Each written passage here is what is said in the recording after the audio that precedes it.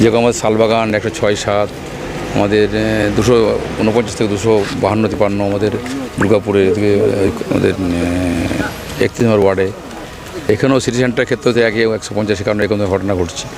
আমরা বারবার ফোন করছি, পুলিশকে ফোন করছি, অবজায় ফোন করছি, পাঠাচ্ছি, দেখছি, বলছি, করছি।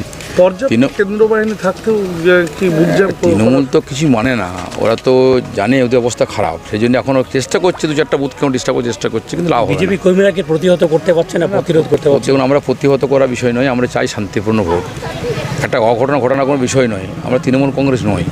অনেক কর্মী হত্যা হয়েছে, খুন হয়েছে, এবারে কমসে কম শান্তিপূর্ণ ভোট হোক, মানুষ শান্তি পাক, মানুষ যাকে খুশি ভোট দিক। এখনো পর্যন্ত দেখে মনে হচ্ছে এখনও পর্যন্ত যেভাবে চলছে তা খুব ভালো মনে হচ্ছে না। আমি খালি পুলিশ অফিসারকে ফোন করেছি, আমি চেষ্টা করছি, দেখছি, পাঠাচ্ছেন, বলছেন, কিন্তু চলে যাচ্ছে, আবার ঘুরে তারা চলে আসছেন।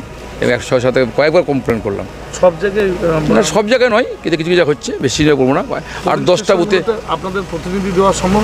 সমস্ত 306টা প্লাস অ্যাডিশনাল আমাদের মানে 315 মতো টোটালটা একটা বুথে আমাদের এরকম নেই যে পোলিং এজেন্ট বসেনি। আপনাদের সমর্থক কর্মীরা যারা রয়েছেন তাদেরকে বাড়ি থেকে বুথে আসতে কোনো সমস্যা হচ্ছে না? এরকম সমস্যা হয়নি, কিন্তু কিছু কিছু জায়গায় তারা থ্রেট করছে, তাদের ভয় দেখাচ্ছে, 10,000 টাকা দেওয়া হবে, পুজোর সময় বোনাস দেওয়া হবে, ভোটটা এখানে দিবি, 1 নম্বরে দিবি, এরকম করে ধরনের লাইনে দাঁড়িয়ে পরে বলছে। আমি মাইকেল মধুসূদন করি, জাস্ট তোমরা গিয়ে দেখে এসো যে সবাই ওখানে মোটামুটি কম বেশি 60+ লোক অ্যাভারেজে, তাদেরকে রোদের মধ্যে ঘন্টার পর ঘন্টা দাঁড়িয়ে তারা চিৎকার করছে।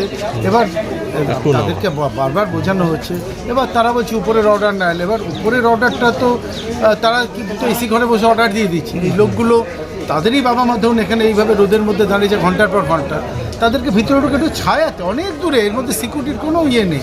আমি জানি না কেন এরকমভাবে মানে আপনার বিরোধী প্রার্থী আমরা কমপ্লেন করেছি অবভিয়াসলি। হ্যাঁ, আপনার বিরুদ্ধে যিনি মূল প্রতিদ্বন্দ্বী বিজেপির লক্ষণ ঘড়ি, তিনি একটা অভিযোগ করেছেন এইমাত্র, বিভিন্ন জায়গায় তৃণমূলের লোকেরা বুথ জ্যাম করেছে, হুমকি দিচ্ছে এই ধরনের। দেখছো আবার বলবো, আমি ভাই রাজনীতিতে নতুন, তবে আমার সাধারণ লোক হিসেবে আমার মনে হয় এগুলো হচ্ছে রাজনৈতিক বাধ্যবাধকতা।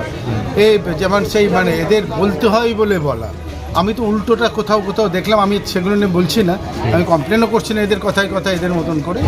এটা দেখুন, আমি আপনাকে বলছি সত্যি কথা, জীবনে অনেক কিছু নতুন নতুন করতে ভালো লাগে। আপনি আমার জানেন, আমার পিছন দিকে ফিরলে দেখতে পাবেন, এটাও আমি নিয়েছি as a adventure in my life.